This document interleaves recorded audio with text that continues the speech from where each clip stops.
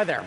I'm going to be talking a little bit about music, machines, and life, or more specifically, what we learned from the creation of a very large and complicated machine for a music video. Some of you may recognize this image. This is the opening frame of the video that we created. We'll be showing the video at the end, but before we do, I want to talk a little bit about what it is that they wanted. Now, when we first started talking to OK Go, the name of the song is This Too Shall Pass. We were really excited because they expressed interest in building a machine that they could dance with.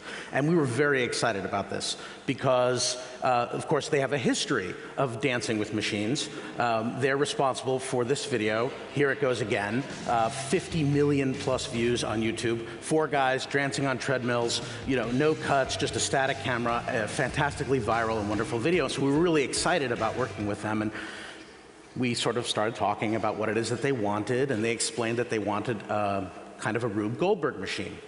Now, for those of you who don't know, a Rube Goldberg machine is a complicated contraption, an incredibly over-engineered piece of machinery that accomplishes a relatively simple task. So we were excited by this idea, and we started talking about exactly what it would look like. And we came up with some parameters that, because building a Rube Goldberg machine is, has limitations, but it also is pretty wide open. And we wanted to make sure that we did something that would work for a music video.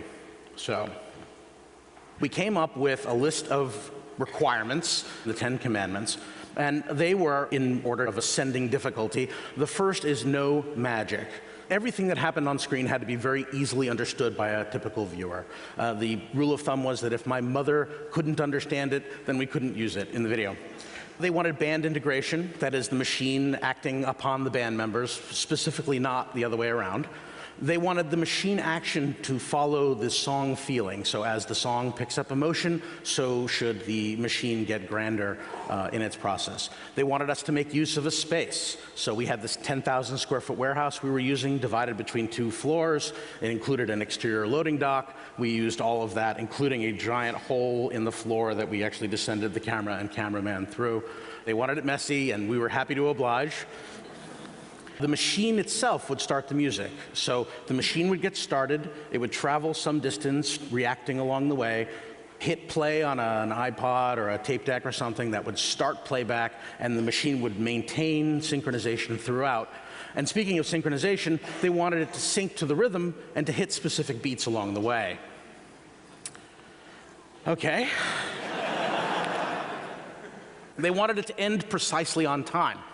Okay, so now the start to finish timing has to be perfect, and they wanted the music to drop out at a certain point of the video and actual live audio from the machine to play part of the song.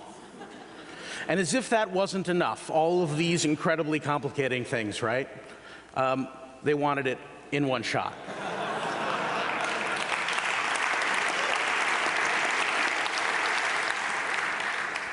Okay. So just some statistics about sort of what we went through in the process. The machine itself has 89 distinct interactions. It took us 85 takes to get it on film to our satisfaction. Of those 85 takes, only 3 actually successfully completed their run.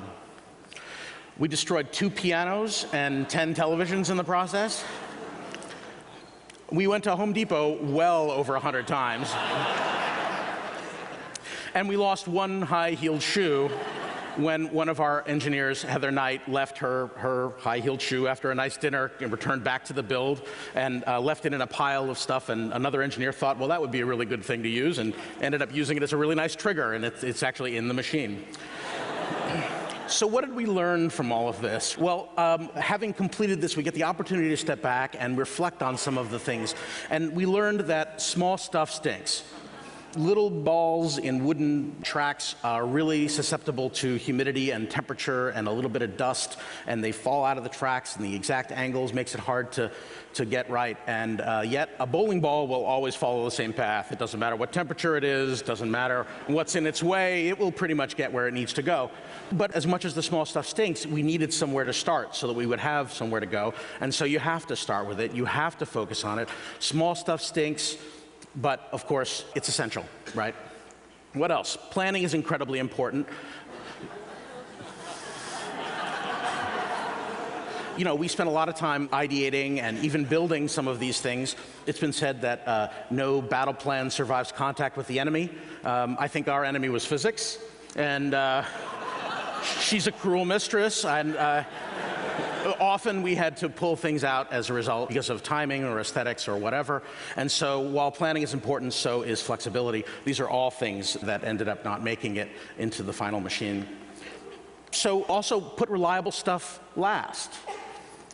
The stuff that's going to run every time, right? Again, small to large is relevant here. The little Lego car in the beginning of the video references the big real car near the end of the video. The big real car works every time. There's no problem about it. The little one had a tendency to try to run off the track, and that's a problem. So, but you don't want to have to reset the whole machine because the Lego car at the end doesn't work, right? So you put that up front so that if it fails, at least you know you don't have to reset the whole thing.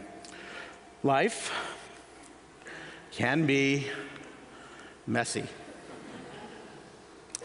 There were incredibly difficult moments in the building of this thing. Months were spent in this tiny cold warehouse, and the wonderful elation that we had when we finally completed it. So it's important to remember that whether it's good or it's bad, this too shall pass. Thank you very much.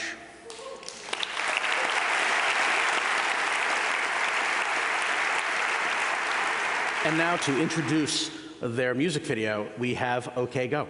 Of course, an introduction. Hello, TEDx USC. We are OK Go. What are we doing? Oh, just hanging out with our Grammy. What? What? I think we could do better than this. Hello, TEDx USC. We are OK Go. Have you read the Natural Curiosity Cabinet? Cabinet of Natural... Let's start again. We need some more ridiculous things besides the Cabinet of Natural Curiosities. Do you have a pipe, Damien? Tim's sundial hat. Have you seen the new work they've done to the Watts Towers? Sorry, start again. Dogs. Hello, TEDx USC. We are OK Go, and this is our new video. This too shall pass. Oh. Fight on. Okay, we can still do one better, I think. Yeah. That one's pretty good. It's getting better.